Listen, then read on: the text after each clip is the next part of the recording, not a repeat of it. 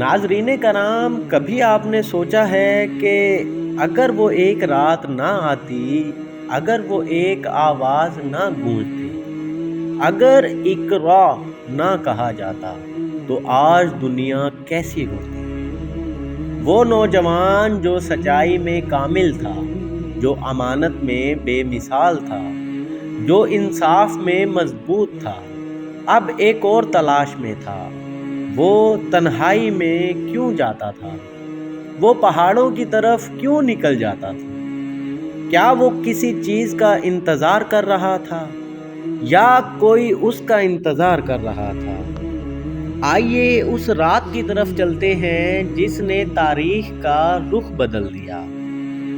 مکہ کی گلیاں شور سے بھری تھی، بتوں کی پوجا جاری تھی، بازار آباد تھے، مگر محمد مصطفیٰ صلی اللہ علیہ وسلم کا دل ان سب سے ہٹ چکا تھا۔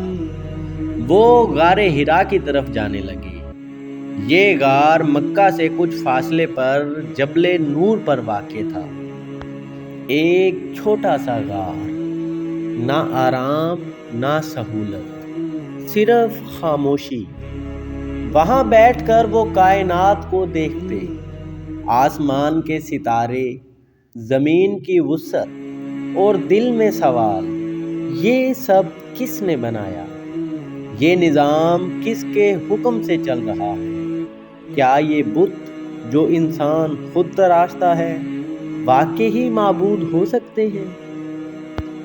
یہ سوچ ایک عام انسان کی سوچ نہ تھی، یہ تلاش تھی، اور تلاش کرنے والوں کو جواب ملتا ہے۔ 40 برس کی عمر، رمضان کا مہینہ، غار میں تنہائی، نیچے مکہ سو رہا تھا، اوپر آسمان خاموش تھا، اور پھر ایک آواز آئی، اقرا، پڑھیے۔ وہ چونک گئے، یہ آواز کہاں سے آئی؟ دیکھا ایک نورانی وجود سامنے ہے، فرشتہ جبرائیل علیہ السلام۔ انہوں نے کہا، اقرا۔ آپ صلی اللہ علیہ وسلم نے جواب دیا، میں پڑھنے والا نہیں۔ پھر گرفت مضبوط ہوئی، سینہ دبایا گیا، اور پھر دوبارہ کہا، اقرا۔ یہ لمحہ آسان نہ تھا، یہ لرزہ طاری کرنے والا تھا۔ تیسری بار پھر وہی الفاظ، اور پھر وہی آیات نازل ہوئی، اقرا بسم ربک الذی خلق۔ پڑھیے اپنے رب کے نام سے جس نے پیدا کیا۔ یہ صرف الفاظ نہ تھے، یہ اعلان تھا، یہ نبوت کی ابتدا تھی، یہ انسانیت کے نئے دور کا آغاز تھا۔ وحی کا لمحہ عظیم تھا، مگر انسانی جسم اور دل اس کی شدت محسوس کرتے ہیں۔ آپ صلی اللہ علیہ وسلم کانپتے ہوئے غار سے نکلے، دل کی دھڑکن تیز، قدم لرزاں۔ مکہ کی طرف اترتے ہوئے پہاڑ خاموش تھا، مگر دل میں طوفان تھا۔ گھر پہنچے، حضرت خدیجہ رضی اللہ عنہا سے فرمایا، مجھے چادر اڑا دو، مجھے چادر اڑا دو۔ وہ کپ کپا رہے تھے۔ حضرت خدیجہ رضی اللہ عنہ نے ان پر چادر اڑائی۔ پوچھا، کیا ہوا؟ آپ صلی اللہ علیہ وسلم نے پورا واقعہ سنایا اور کہا، مجھے اپنی جان کا خوف ہوا۔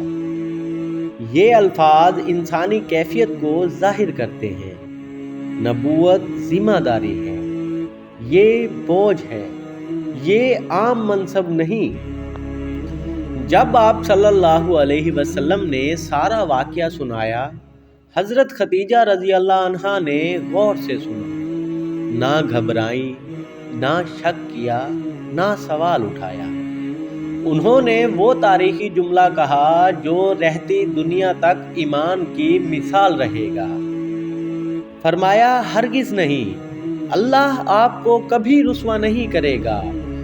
آپ صلہ رحمی کرتے ہیں، سچ بولتے ہیں، کمزور کا بوجھ اٹھاتے ہیں، مہمان نوازی کرتے ہیں اور حق والوں کی مدد کرتے ہیں۔ یہ گواہی کسی عالم نے نہ دی، یہ گواہی ایک بیوی نے دی جو کردار کو قریب سے جانتی تھی۔ یہ پہلا ایمان تھا۔ نبوت کے اعلان سے پہلے گھر ایمان لے آیا۔ یہ گھر اب تاریخ کا مرکز بننے والا تھا۔ حضرت خدیجہ رضی اللہ عنہا آپ صلی اللہ علیہ وسلم کو اپنے چچا زاد بھائی ورقہ بن نوفل کے پاس لے گئی۔ وہ عیسائی عالم تھے، آسمانی کتابوں کا علم رکھتے تھے۔ انہوں نے سارا واقعہ سنا، چہرہ سنجیدہ ہو گیا۔ کہا، یہ وہی ناموس فرشتہ ہے جو موسیٰ علیہ السلام پر نازل ہوا تھا۔ پھر افسوس سے کہا، کاش میں اس وقت زندہ رہوں جب آپ کی قوم آپ کو نکال دے گی۔ آپ صلی اللہ علیہ وسلم حیران ہوئے، کیا وہ مجھے نکالیں گی؟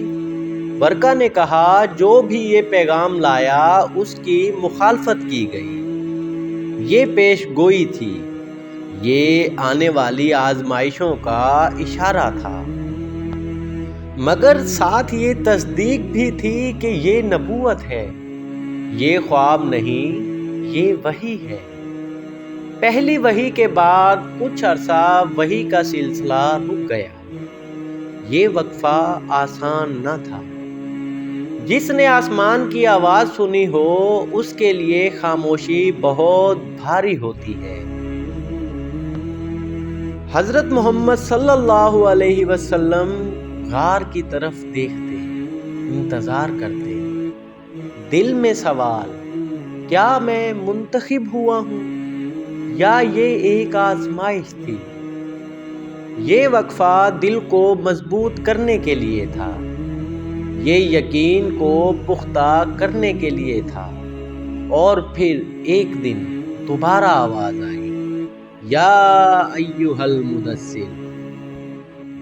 آپ صلی اللہ علیہ وسلم چادر اوڑھے ہوئے تھے، کانپ رہے تھے، اور آواز آئی، یا ایھا المدثر قم فانذر۔